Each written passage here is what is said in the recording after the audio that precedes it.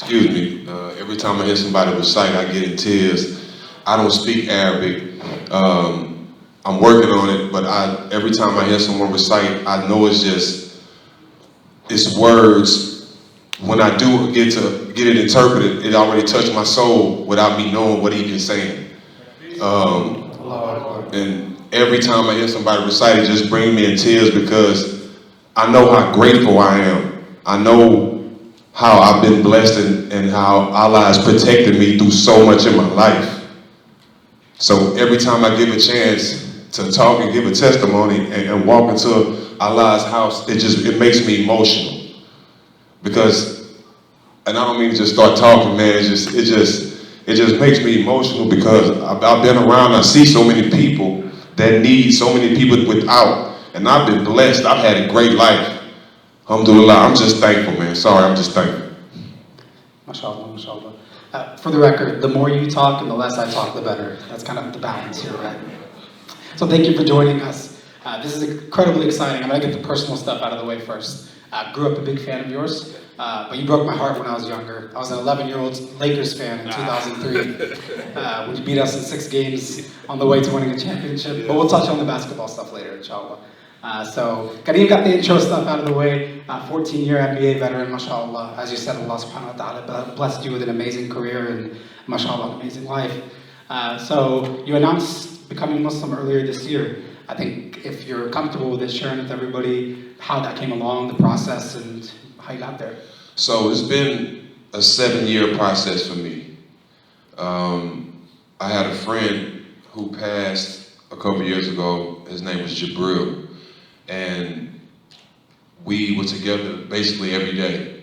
And constantly during the day, you know, we went through ups and downs, but constantly he always made it clear for me to understand how much Allah protected him, how much he didn't fear death, how much everything was Allah. Everything was Allah, everything was God, everything he did through the course of anything he was doing through his day. And it was always like that to the point where I started reading the Quran with him. I started asking questions. And he eventually ended up getting murdered. And I went to his funeral. And we all know the funeral was different. And it touched my soul because to see the people that actually care about him get up and actually bury him and put the dirt on himself, it meant something to me. And I seen so many people there that were at his funeral for the wrong reasons. But the people that were there, it touched me, and I had a chance to talk to his mom. And I have kids, and I don't know how strong I would be if I lost one of my kids. His mom was the strongest person there. No tears, smile on her face. And that says a lot to me. For her to be that strong, I want to have that same face she has. I want to be as strong as she is. And ever since that day, it touched me. And I told myself, I said, when I'm ready, it's going to be a day where Allah brings me home. And recently, through everything I was going through with losing my brother George Floyd, y'all know I've been out fighting and try to bring attention and thank Allah we got justice. That's right. And during that process, I learned a lot about myself. I learned a lot about the life that Allah wants me to live. I learned a lot about my direction and what my life was supposed to be like, who I'm supposed to be, and I accepted it. Allah just dropped it in my lap. I didn't expect to be the face of the biggest civil rights movement ever. 50 states or 18 countries. I never expected, but I embraced it. And it snowballed into me learning more about myself. And I tell a lot of people this too. And y'all know I'm one guy. If y'all know anything about me, I'm a straight shooter. I was always interested in Islam because I didn't want to believe a religion that was taught by people who enslaved my race. I know that the religion that was Christianity that was taught to my elders and my ancestors were all lies. And I knew that. And I was always gravitating towards Islam because I knew the truth. I knew the truth my whole life. And growing up as a black man, our ancestors was taught so much and lied to so much that it was imperative that I start teaching myself for myself and learning for myself as a man myself. And it brought me home. During the 7-year process, I was studying, I was reading, and after doing so much work with Q in the communities, one day I had a close friend named Tone Trump from Philadelphia, one of my Muslim brothers, and I called him one morning, and it was just, I woke up one morning and I was like, something came over me, and I was like, today is the day. And I called Q and I called him, I was like, I'm ready to take my shahada, like today, I'm ready today. He's like, hold on, bro, let us plan it, let's put it together. And the time was perfect. After I took my shahada, I haven't been the same. A clean slate. I breathe different, I walk different, I talk different, my thoughts are different. And ever since that day, I've been making it a point to use my voice even more now. And I made it a point to do it during the time when my voice was big as it's ever been. Because I wanted not only the umMah, I wanted everybody to know I was serious about it. And it was the perfect time to do it, because I wanted everybody to know I was doing it. And I'm proud to say I did it. So everything that happened in the last course of the year that brought me home, that brought me to this point, I'm thankful, and it was just perfect timing. Alhamdulillah, that is awesome. Takbir. MashaAllah. So tell us about your experience being Muslim so far. It's been great, man. I think I've been through a lot of things. I've been involved in a lot of NBA teams, a lot of things in my life, a lot of big organizations. It's not even close, the love I got from the umMah all around the world. Like, anything you do, any job you in, is not a better feeling than feeling appreciated. And the love that I continuously get, the love that I got, the support I get from the umMah, it's unbelievable. Like, the messages I get, like I catch myself sometimes getting messages and end up talking to someone, to one of my brothers and sisters that I don't even know. But I catch myself in tears, because even though I'm not seeing their face, I can tell it's genuine. I feel the love in the messages, you know, and just being proud to say that I'm a brother, or I'm a brother to a sister. It means a lot to me for people to reach out to me and saying that congratulations, welcome to the family. And that means a lot. But a lot of people might not know I had all the success in the world. But to hear one of my brothers, hear one of my sisters tell me that welcome home, welcome to the family, it means a lot. And it meant a lot to me. Because on the flip side, I've received a lot of flack. Death threats, all kind of stuff. But you can ask her. My faith and my belief in Allah is unbelievable. I walk alone. I fear no man.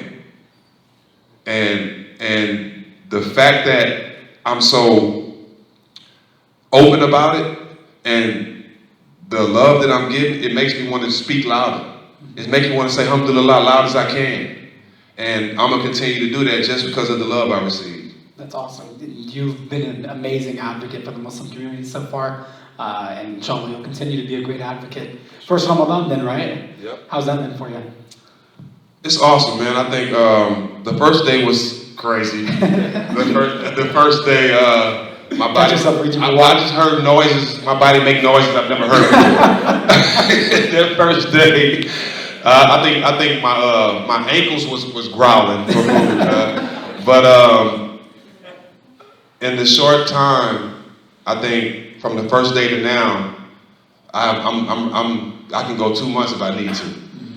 Because not only is it helping me clear my mind, but the best thing about Ramadan for me was I figured out if I read 20 pages a day, I'll be done with the Quran at the end of Ramadan.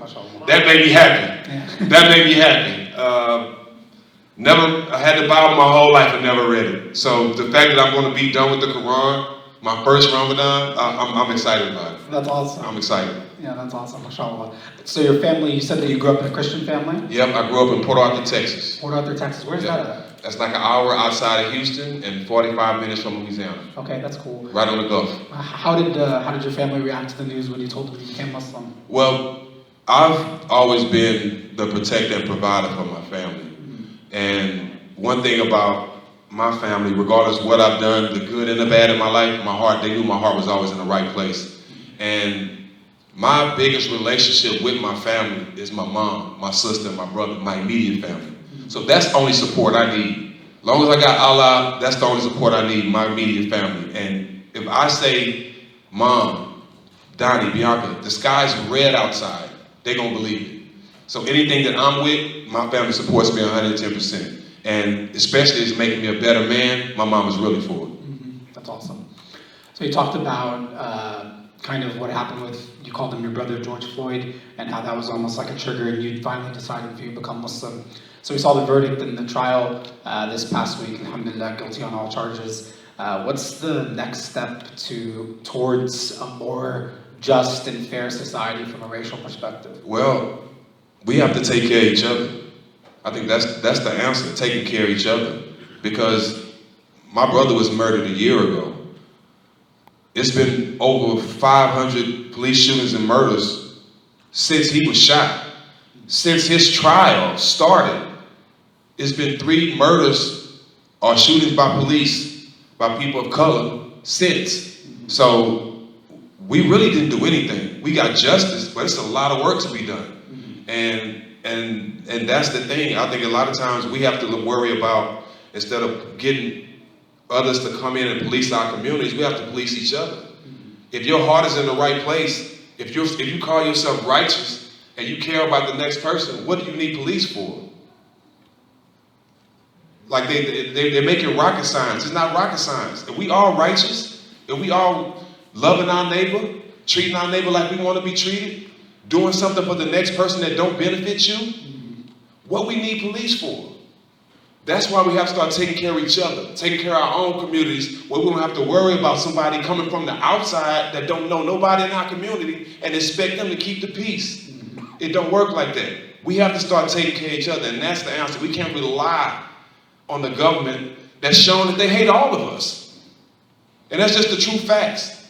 So this is the reason why I'm going to every state and giving my time back, because we have to understand the answer is taking care of each other. The answer is not relying on other people outside our communities that don't love us or that don't know nothing about us to come in and protect us. And if we're taking care of each other in our own neighborhoods, making sure keeping all the bad people out of our neighborhoods and taking care of each other, we won't need the police. And that's why I'm at with it. It's imperative that we take care of each other first.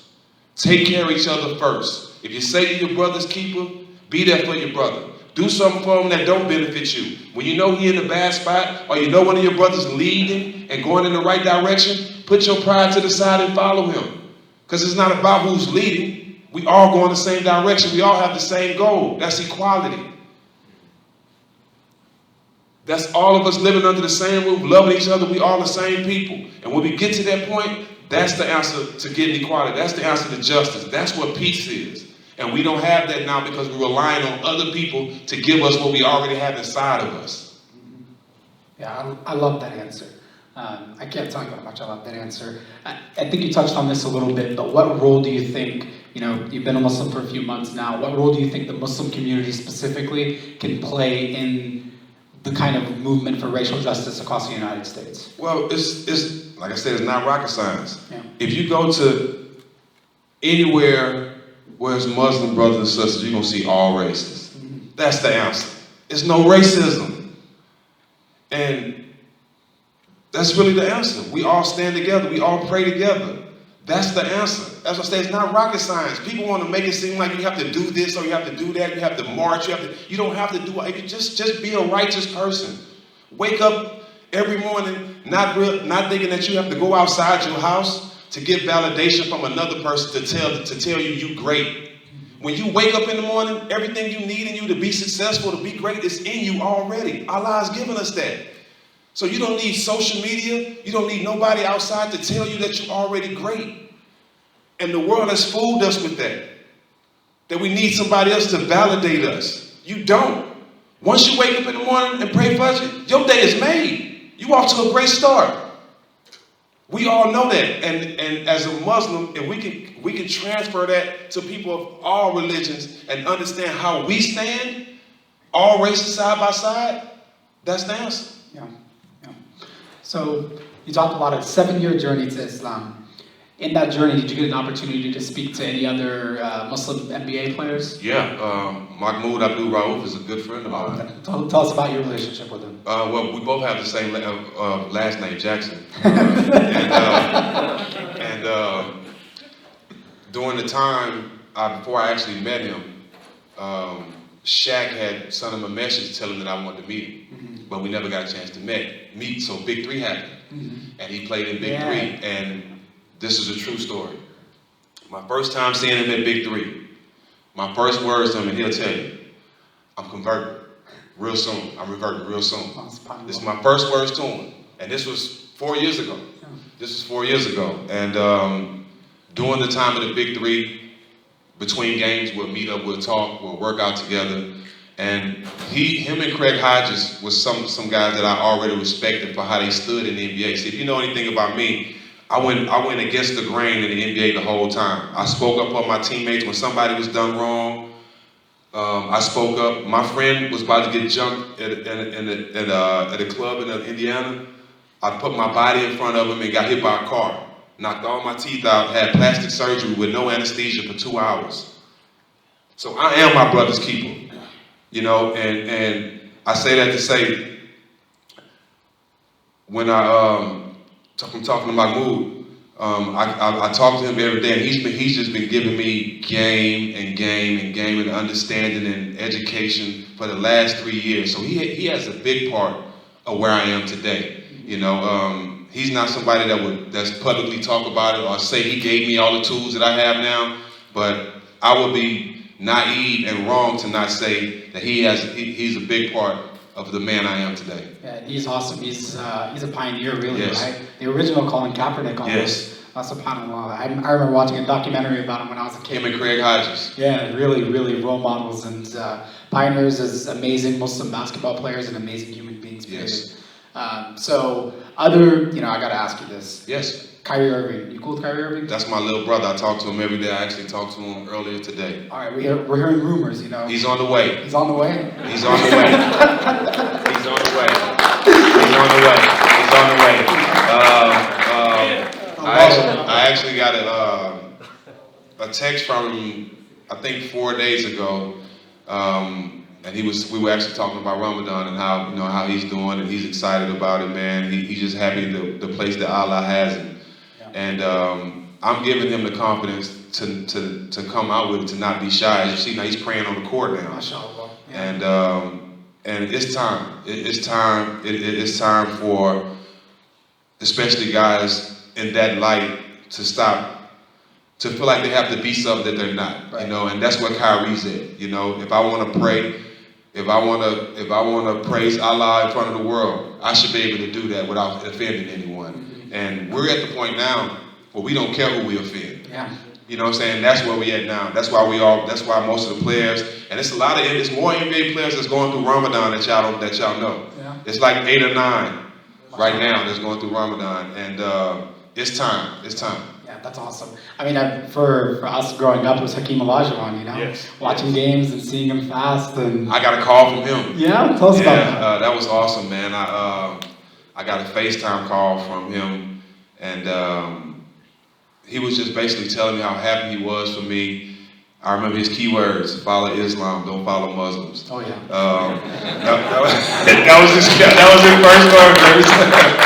That was his first words, and he was just happy for me. He was like, man, I just want to tell you that, and nobody expects you to be perfect. I know you're a good brother. I've been knowing you. You're a righteous guy. I'm just happy you came home, and I'm happy to call you my brother. And I just wanted to call you and welcome you home. And that's basically what it was. Malcolm X's wife called me. A lot of people reached out to me, man. It's just been a blessing. That's why I said I've done a lot of great things in my life, but being accepted into the Ummah is the best feeling I ever had. SubhanAllah, that's awesome. Yeah. So, all these Muslim NBA players, I think there's some people in here that probably want to hear some general NBA questions. You cool with that? Yeah, come on, man, I'm here. All right. So, tell us, let's start from the top. So, you get drafted second round, right? Yes. Not a lot of guys make it out of the second round. No. Yeah? No. And when I got drafted, the last pick in the second round, so by the time I got drafted, the draft was going off. The credits were rolling. Everybody was going home. And the crazy part is though, I knew I was getting drafted the last pick. I went to try out for the Phoenix Suns, and they had one draft pick. And they told me they was going to draft me, but they cut me because their roster was full. Right. But at the time, coming from part of Texas, draft me and cut me, I'm fine. That's fine. I'm getting an opportunity, you know, and I'm still able to change my family's life. So I was drafted in '97, got cut, went overseas for 2.5 years. I broke both of my feet and tried out for 18 NBA teams before I got a job. Wow. When I went overseas, I'm gonna tell y'all a crazy story. And this all about persevere. That word is all through the Quran. Persevere. My first day there, I was 18. I was in Venezuela, on the way to practice. Never been outside of Texas in my life. And my first time out of Texas was in Venezuela. Wow. I really couldn't speak Spanish that well. So, but this is the crazy part. My first day there, they picked me up from the airport, going to practice, and about a mile up, it's a bridge, and cars are starting to slow down. And as cars are getting close to the bridge, they're kind of making like a horseshoe around. And as I get to the bridge, I look out the window, it's a 12, 13-year-old kid that just jumped off a bridge. And I look at it, and I instantly break down in tears. And I'm thinking like, I call my mom like, Mama, I don't know if I want to be here. Like, it's a young kid just committed suicide, jumped off a bridge right in front of my car. Like, and my mom instantly said, so you gonna cry? You went all the way out there to play basketball to reach your dream, and you gonna let that stop you? I snapped out of it. Snapped immediately out of it. Ended up having a great time there. Coming back, trying out for a couple of NBA teams. Remember, I was drafted in '97. I didn't make it into the NBA till 2000. Wow. And went through a lot of ups and downs. You know, like I said, breaking my feet, getting cut by almost every NBA team. And it was meant for me to make because I persevered. I stayed with it. I didn't give up. Even I was on teams that I should have made it, didn't make it. But persevered. Yeah. And I'll tell you guys this. He's talked about being a great teammate. If you go to his Wikipedia page, you know, and I did. I had to do some research at the time, right? And you find what his old teammates say about him. Tim Duncan says one of the best teammates he ever played with. He called me the ultimate teammate. The teammate's teammate, right? Donnie Nelson, Rick Carlisle, coaches you played for, mashallah. That's the first thing that they talk about is you being a teammate. And, you know, we saw that on the court. You talked about it off the court as well. Who is your favorite teammate? My favorite teammate might be Allah. That's solid. That might be my favorite teammate. Who is the hardest NBA player to defend? Bean. Kobe Bryant. By far. By far. Let me tell you one thing about Kobe Bryant, man. Nobody wanted to win a basketball game more than Kobe Bryant. We was friends from teenagers all the way through our NBA career. Played McDonald's game together and all that. But Kobe, I guarantee you, how many basketball players we have here right now? I guarantee you, you don't have a friend that's 15 that has a kill list. Kobe had me and 15 of the players in our class on a list on his icebox in his house. And they called it the kill list. He had to destroy everybody in our class in the basketball game. And he did it. He definitely did it. But he was just different. His passion. He was meant to be the closest thing to Michael Jordan. Yeah. You know, it was meant for him to be that. And nobody approached the game like him. I'm honored to say he was my brother, and I'm honored to say I was able to compete against him and stop his 4-peat, because they were about to 4-peat. Yeah, right. You guys got him in 2003. Yes. That was an awesome year. On Kobe, I remember seeing this interview in the new league you were in. Somebody asked you if he was tough enough to play in it. Do you remember that question? Yeah, we was playing in the Big Three, and somebody said, "Do you think Kobe's tough enough to play in the Big Three?" I said, what? I came this close to going to slap that guy. Okay? I was this close. I mean, come on, man. This is Kobe Bryant we talking about. If he can score 60-something points in his last game in the NBA after a torn Achilles, I'm pretty sure he can average 90 in the Big Three. So how is that? How you said more than anything, the most amazing thing you've experienced is entering the umMah. Second place has got to be winning an NBA championship, right? No. No. No. I would say second is the feeling I felt after hearing the guilty verdict. Oh, subhanAllah. Because I put my life on the line. I put my whole career on the line. Everything I had, people called me. They wanted to blackball me. They wanted to counsel me, all type of stuff. Allah has the last say. You can't cancel me. Allah controls my life. And there's so many things they tried to throw at me. You know, there's so much stuff they tried to throw at me. But the fact that we stood strong, the world, everybody that stood with us, and to get that guilty verdict, that meant the world to me. That meant everything to me, because they knew I knew all my hard work didn't go in vain. My brother's death didn't go in vain, and I know he's smiling down. Yeah, inshallah. I mean, I can't imagine how heavy that was for you, right? I think we all saw kind of the viral video. He had his daughter on his shoulder. She said, you know, my daddy changed the world.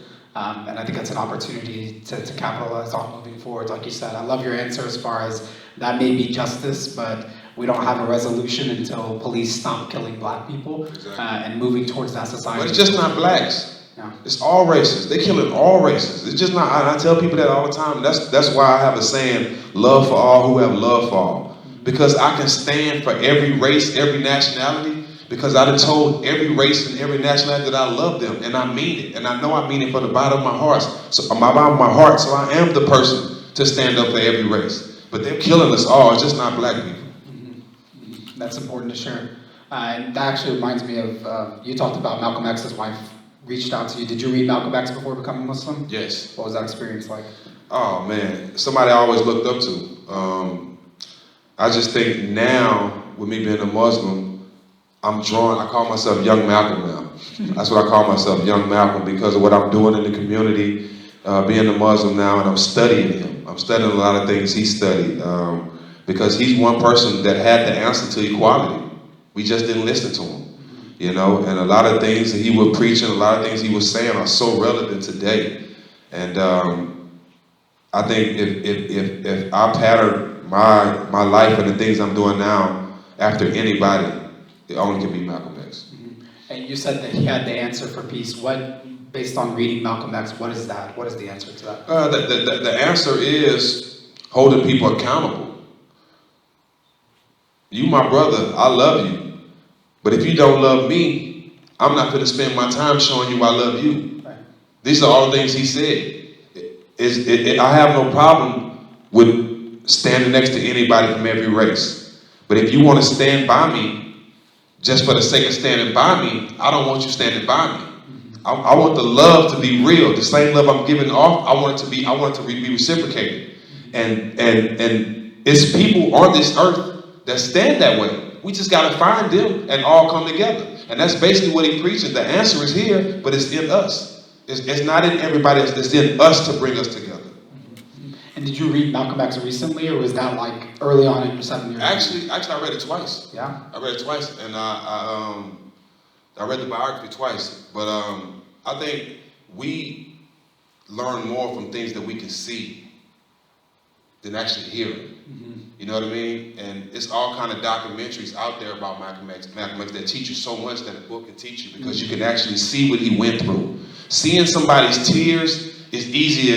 You can feel their passion, and they can touch your heart more than reading about what they was going through. But if I can actually see the tear drop from your eyes, it'll do so much more to the listener or the reader. Yeah, I agree 100%. My wife told me one time, we were reading the autobiography of Malcolm X as a book club at our masjid, and obviously she loved the book like everybody else did, but she remarked that you don't really feel Malcolm X and understand what he was teaching until you hear him speak. Yeah. And that was it. You know, you could spend hours and hours on YouTube or whatever it is. And that's what I do. I do that a lot. Marcus Garvey, Malcolm X, I watch all their videos. Yeah, that's awesome. There's no better way to get in touch than that way. I love that. Okay, so shifting back to the NBA, we've got a couple more, and then I think we're going to move to audience questions, right? Cool. Cool. Take your time.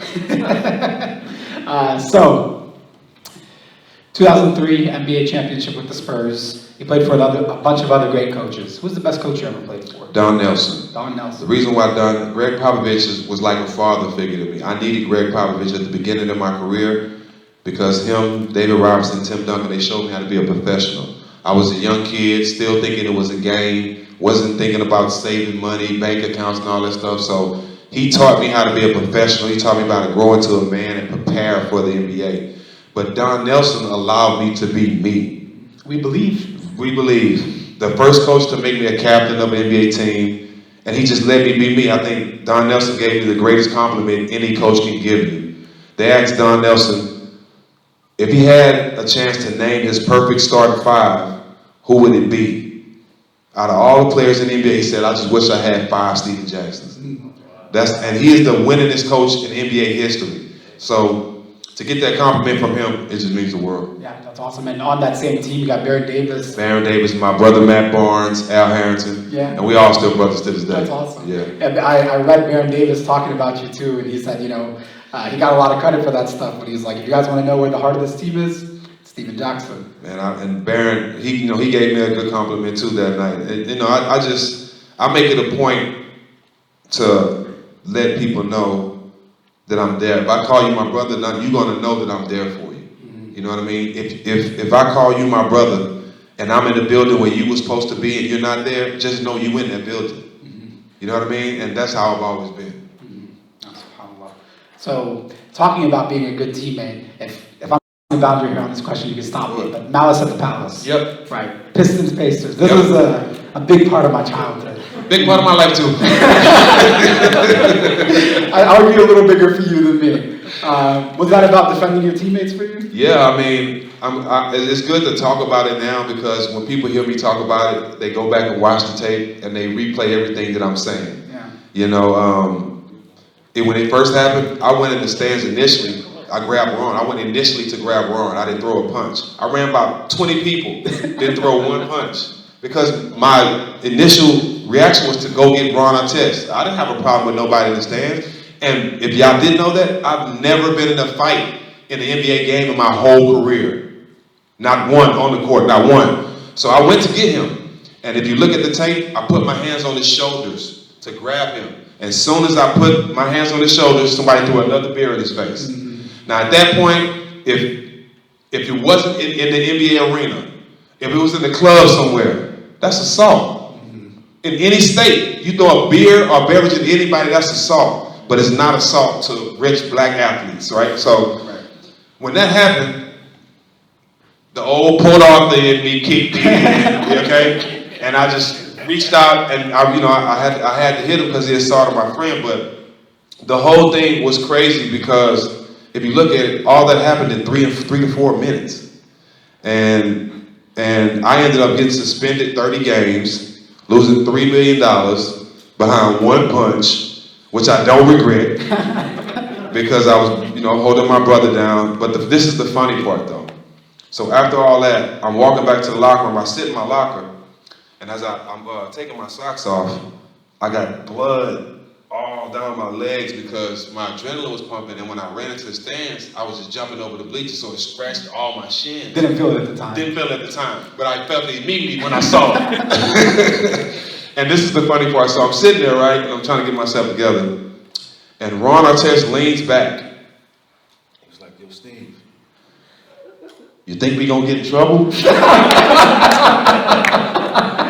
My response, "You lucky we have a job tomorrow. We might not ever play a basketball game again."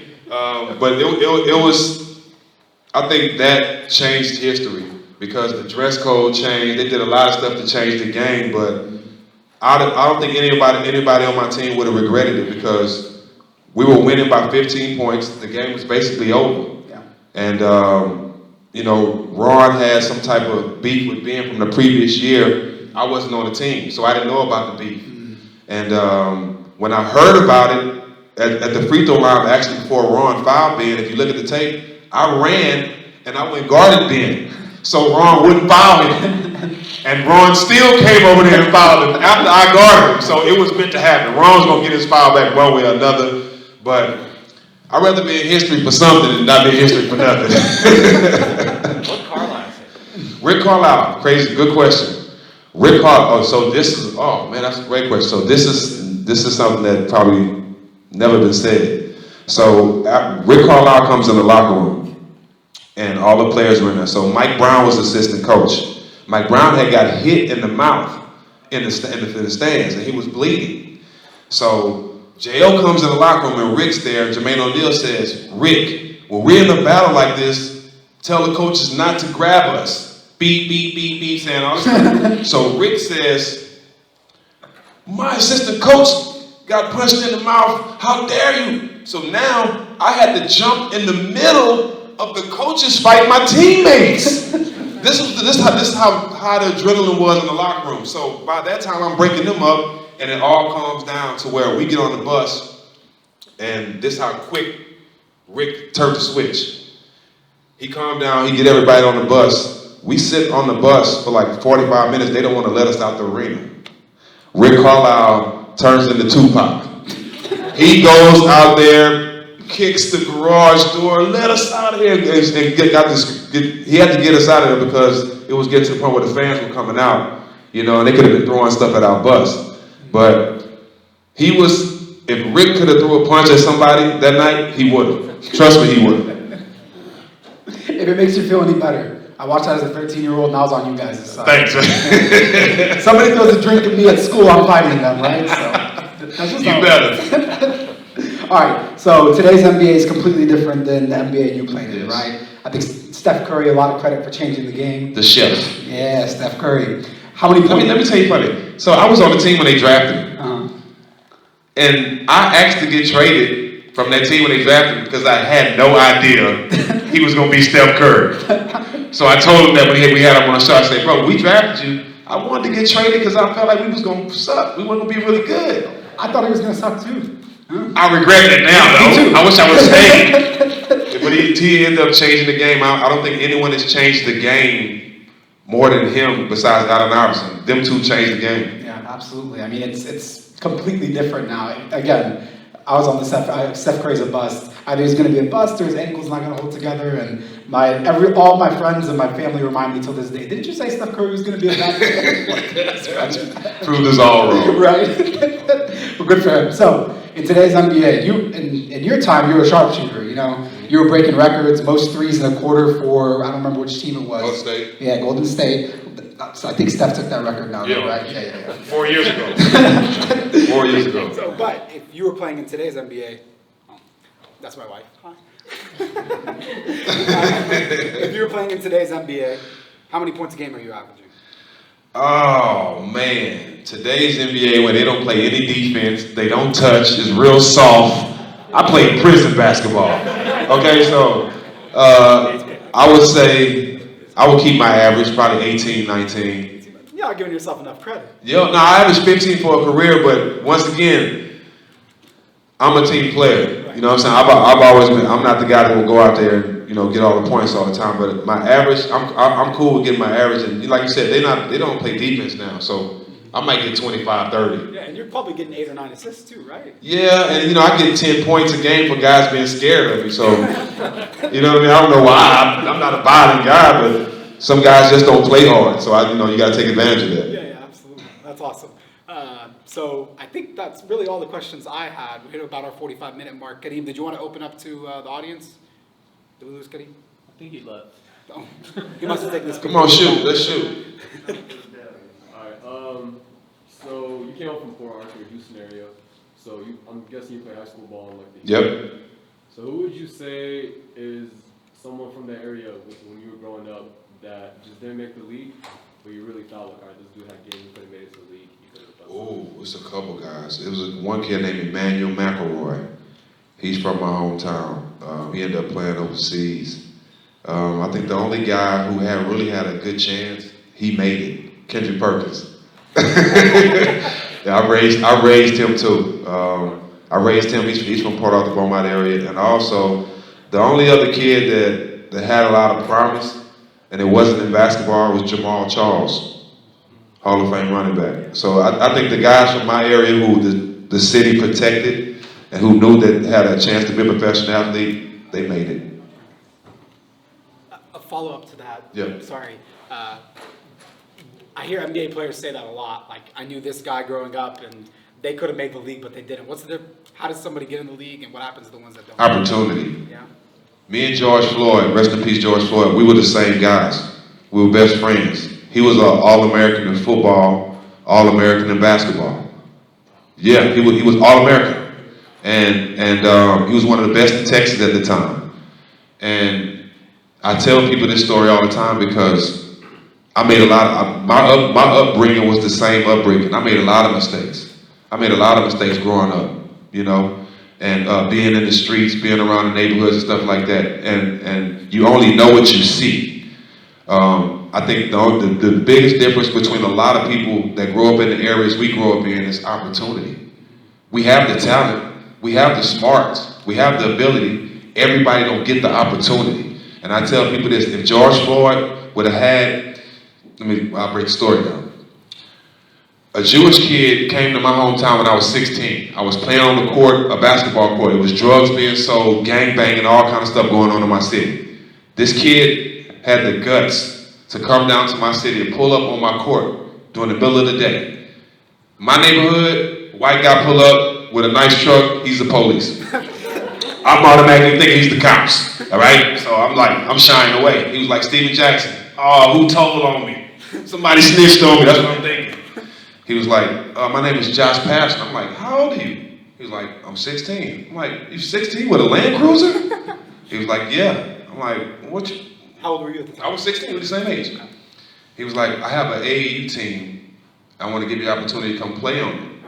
My first thing, man, my mom ain't got no money to pay for that, bro. That's what I'm saying. My mom ain't got no, I can't do it, bro. He's like, no. You don't have to pay for anything. It's an hour away where he lives, where he wanted me to go to practice. He said, I'll pick you up every day. He's driving an hour to pick me up and an hour back home. And he's in high school as well. He said, I just want to give you an opportunity. I think you deserve this opportunity. You're good enough to play. And it was a blessing. So I ended up playing on his team. When I started playing on his team, I was ranked 89th in Texas. After I played on this team, going into my senior year, I'm ranked number 10 in the country from the opportunity he gave me. And you would never know about me if this little kid didn't come down there and give me the opportunity to play on this team. If George Floyd would have had that opportunity, we probably would have never heard about anything or the incident at the store. But I had more opportunity. I allowed son Josh to be in my life to give me that opportunity. So in our neighborhoods where we come from, and the people we be around, we all have it. Everybody just don't get that opportunity. That's awesome. That's the only difference. I think brother in the back of the question. I went to high school straight to the NBA. Do you think if you went to college, you would have been like a first round pick or like a top 10 pick? Well, let me tell you another story. So at the end of the McDonald's game, I was the lead scorer, Kobe Bryant, Rip Hamilton, Jermaine O'Neal, Mike Bibby, and me and Mike Bibby both signed to go to the University of Arizona. So I didn't pass the test. I didn't take school serious because I just thought I was that good at the time. And so I went to Arizona the whole first semester. And I was on campus. Didn't pass my test, so they kicked me off campus. They ended up winning the national championship that year. But I was hurt. So when they kicked me off campus, I knew if I went back home, it was stuff that I didn't need to be involved in. So an angel, Mike Bibby's mom. This is how I got drafted. Mike Bibby's mom, she's like, you know what? You're not going to go home. You're going to stay here with me and work out. So I stayed with Mike Bibby's mom the rest of that year and worked out. One morning she woke me up. She was like, grab your shoes. You're going to work out. But normally when she takes me somewhere, she's taking me to go work out with Mike's brothers at another gym. So we not going that direction. So I'm like, something ain't right. And it's just me and her. So we get into downtown Arizona, and I see the Suns Arena. I'm like, are we going here? We pull it through security. Normally, if any one of us pull to an NBA arena, they're going to stop us. Can I see your ID? What are you here for? They just raised the thing up for her. She just pulled up. Now I'm like, oh, man, she got pulled.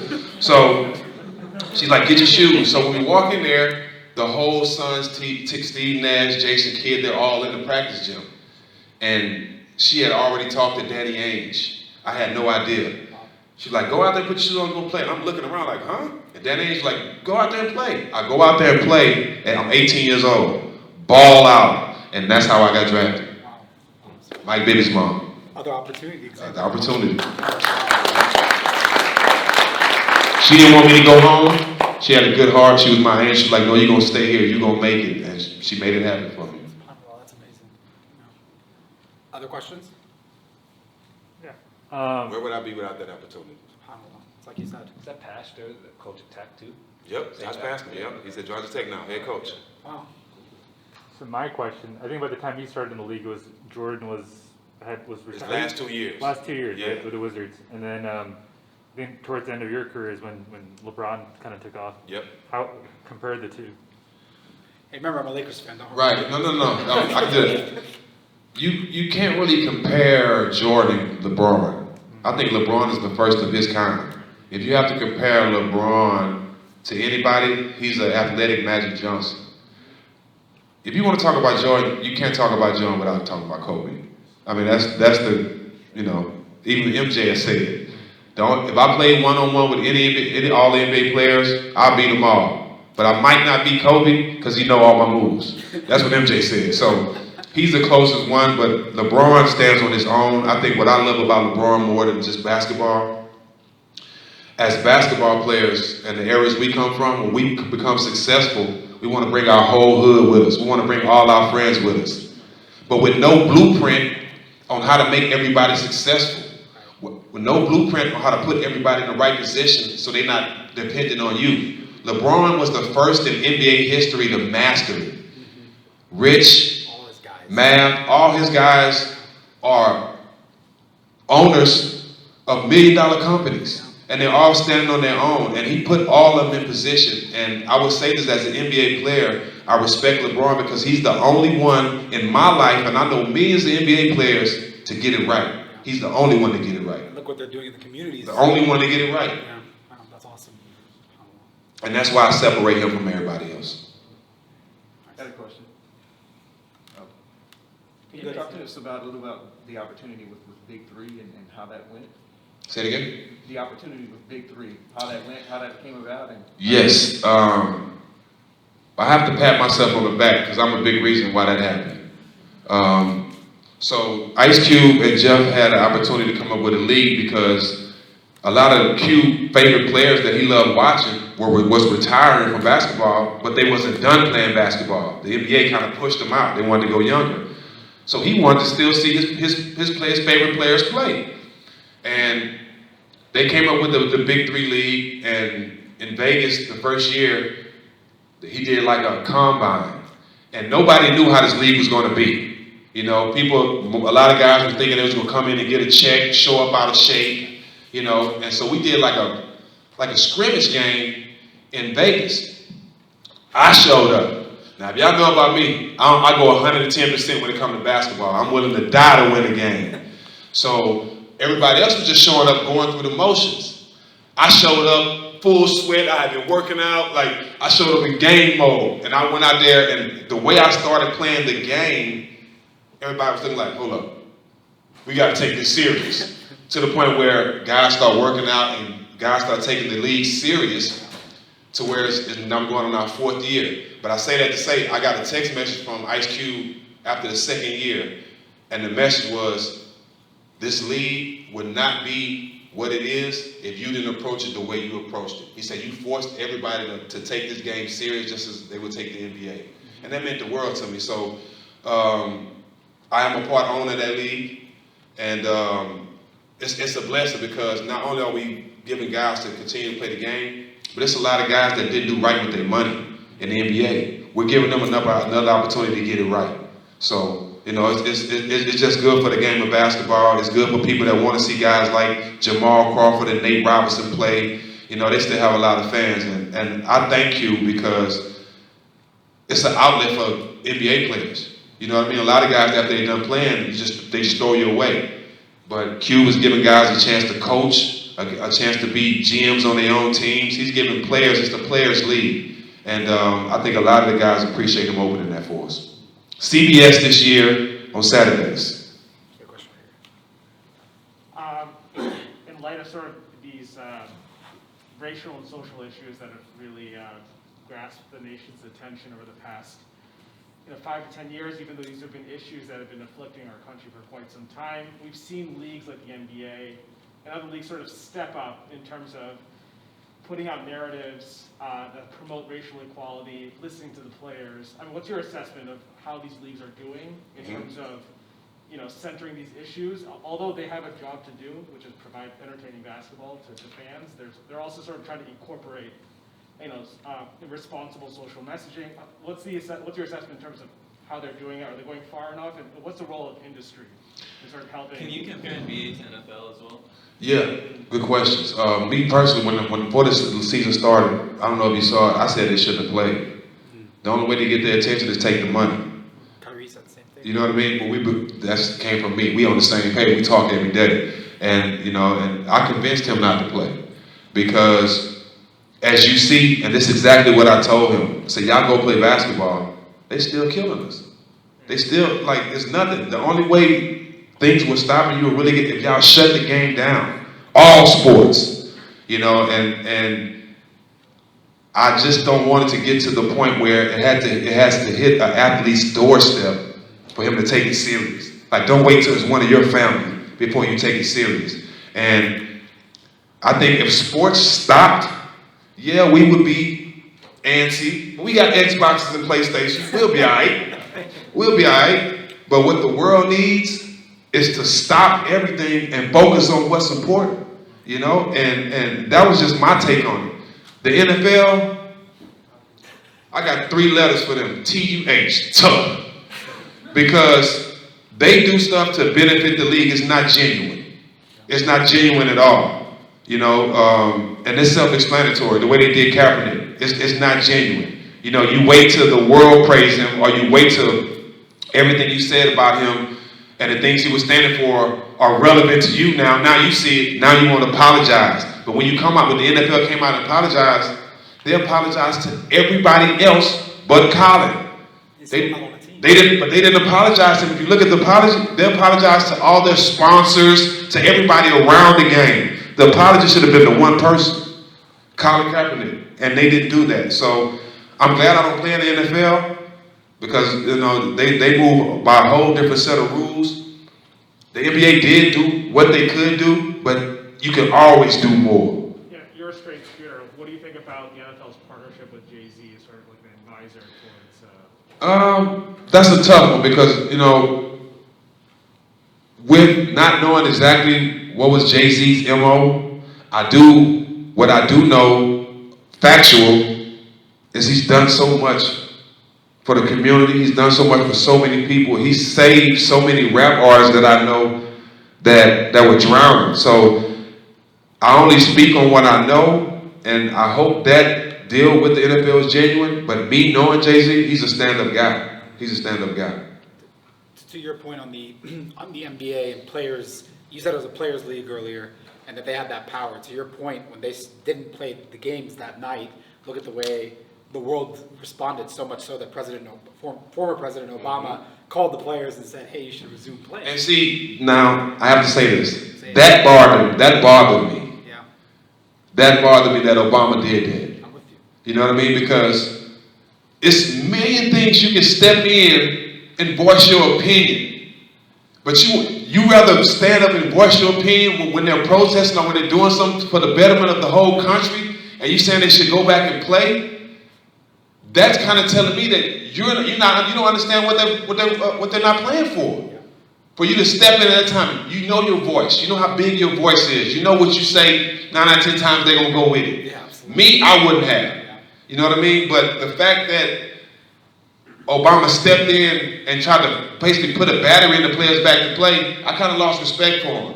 Because where we were at the moment, what was most important at the time, is to put the light on people getting killed, essentially murdered by the police, and nothing else. I don't understand how him being a former president, that he felt basketball was more important than that. Yeah, no, I'm with you 100%. Did you recognize the power that players had when you were in the league? I knew it. That's why I said before the season started, don't play. Imagine if y'all say we not playing. Yeah. It's going, and I say this too, it wasn't meant for me to be LeBron James.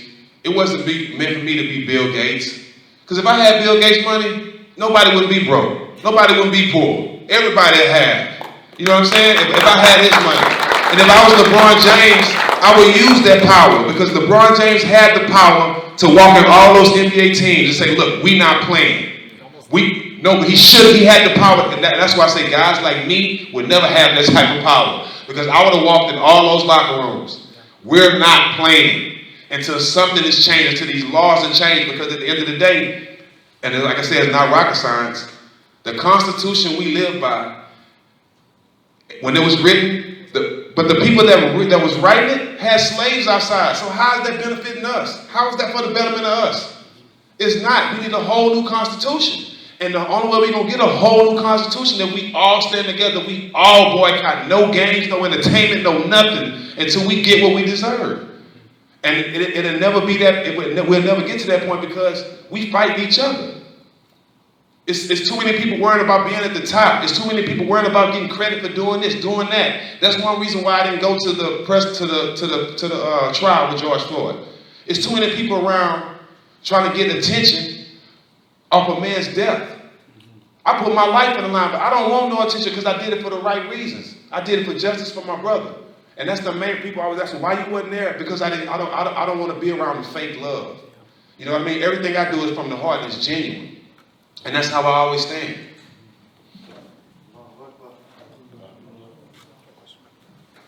Jazakallah khair. I admire the fact that you took time on Friday night from your busy schedule just to be here with us, enlighten us with your experience. We learned a lot from you. I ask Allah subhanahu wa ta'ala to bless you and your family and to strengthen your iman and to always give you what you wish for. My question to you is, what is, if you want to categorize one thing that made you who you are now, one thing that is within you that puts you into the top? I would say the one thing that put me here is knowing right from wrong. The way my mom raised me with the strength of a man, but the love of a woman. I think the tools she gave me with knowing how to treat people, being respectful to elders, knowing right from wrong, and always having my heart in the right place and doing everything with the right intentions in mind. I've always done right by people. And I think being taught that has kept me in good favor with Allah my whole life. Because I've always done right by people. As a kid, I've always done right. So I think to say that my mom let me know that how I treat people, that's going to determine how far I go in life. And I've always kept that to heart. So I make it a point to help people that don't have. I make it a point to say hi to them. I make it a point to open doors for people because I know that's how I get my blessings and that's how I stay on top.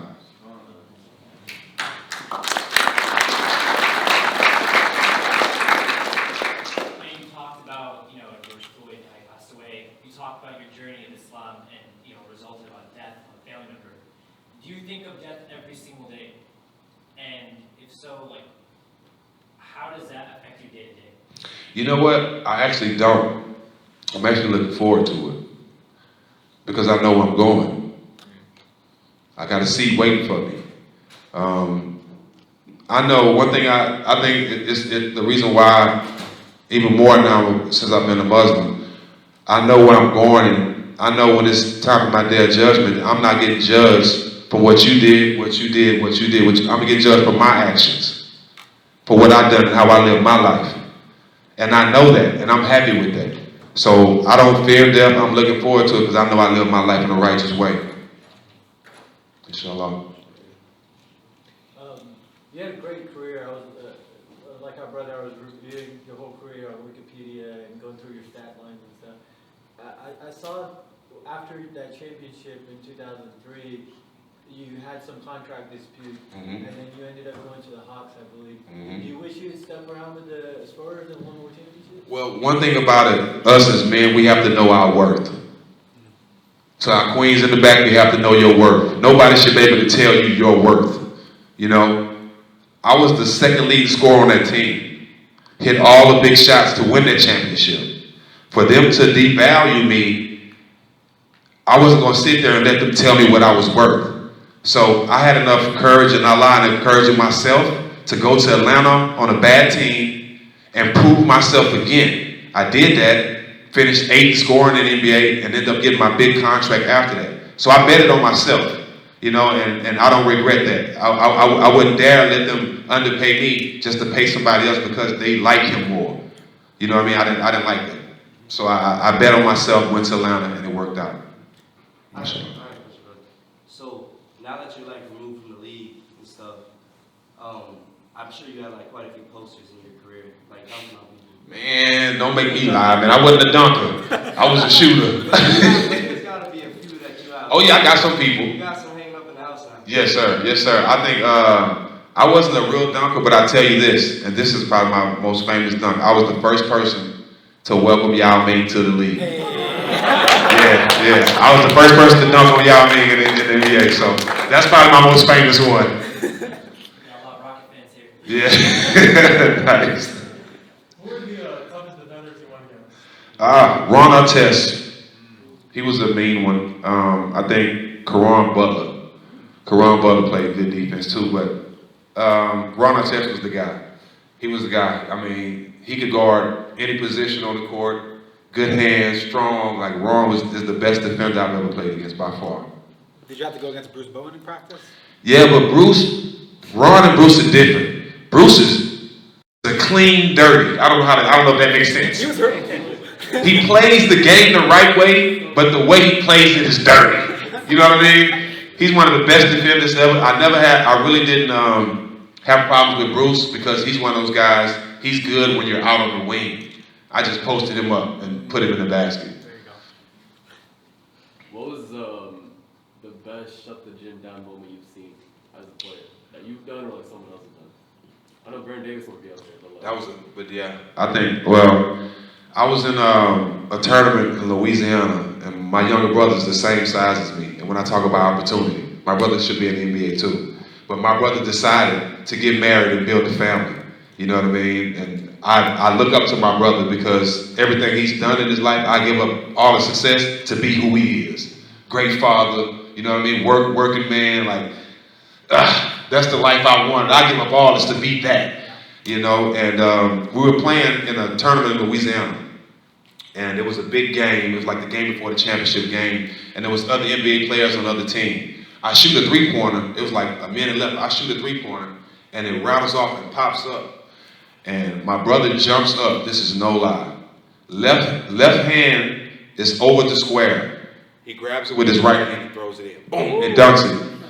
It was such an amazing dunk, the referees ran out the gym. The game had stopped for like a good 15 minutes. I think that is my most run out the gym moment. Like, I don't think it was me, something I did. It was always something that somebody else did. Because when you do something, you in the moment, so you really don't see it until it's on video or something. But when you're watching somebody else do it, you can really live in that moment. You think we can catch that on like Food Mixtape or YouTube or something? Or not? Huh? You think we can catch that on YouTube? No, this was in a hot gym in the summertime in Lake Charles, Louisiana. There was a whole bunch of teams, but I'm pretty sure somebody got the footage, but I wouldn't know. I don't know. You're right though, somebody got it. VHS. Somebody got it. Yeah, VHS for sure. I've been speaking to your manager Q. She talks about your excitement about, Love you, Q. Essentially, everyone give a round of applause to Q. She's been talking to me about, your excitement, inshallah, going to Mecca. Have you been thinking about it? Obviously, COVID is not going to allow you to go right now until after COVID, inshallah. But has that been on your mind? I know Q was like, Kareem, you got to talk to Stack about it, Mecca, Hajj. I'm going. I'm looking at a year or two from now because I want to be able to enjoy the full experience. So I'm looking at 2022, 23, somewhere around there. But I'm definitely going. I'm looking forward to it. I would have been there, went by now. I've had so much going on, but it's definitely on my plans. I just want to go where I can get the full experience, not prohibited in any kind of way. I want to go pray exactly where Malcolm X prayed. I want to get the full experience, and I think I need that. Inshallah. Inshallah. So you've obviously had like a great career and accomplished a lot of things. What would you say your biggest goal is like right now?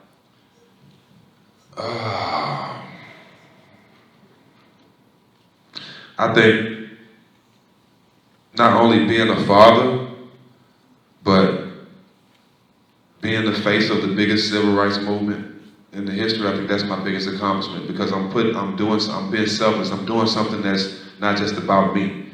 And I never thought that I would be the face of that. So for me, growing up in a small city, you know, not really going to school, and today I can say that, you know, I'm the face of the biggest civil rights movement ever. I think that's the biggest accomplishment that I could ever get, you know, because a lot of people do a lot of things for themselves, you know, and what I'm doing now, I want to be known for that way more than basketball, because this means more. I'm touching more people, you know, so this definitely means more.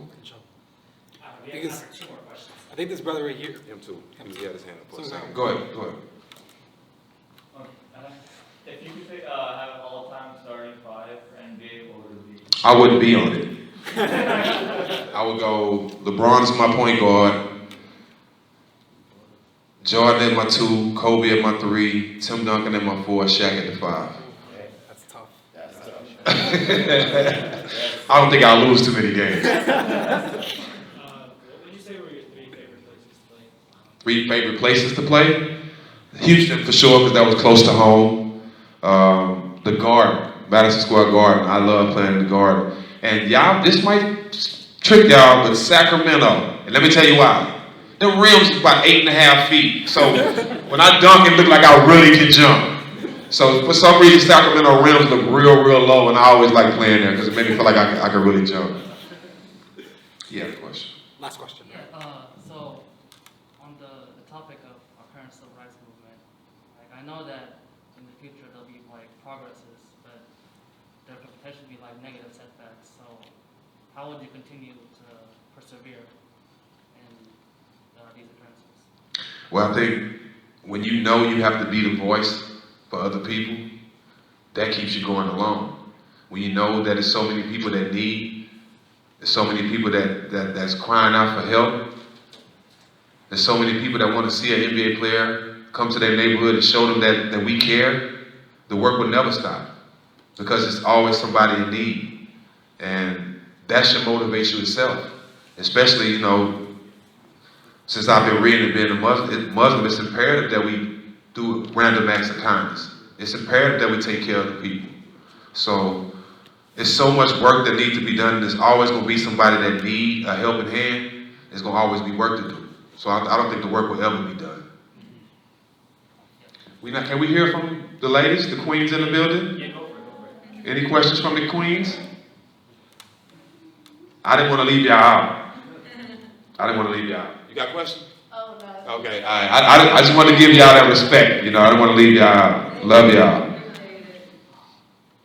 Anybody else? I got one, but it's probably, I'm a recent convert too, so what kind of on your journey really resonated you with learning about everything? Because that's something that's obviously, it's a process, you know? Well, I said it earlier.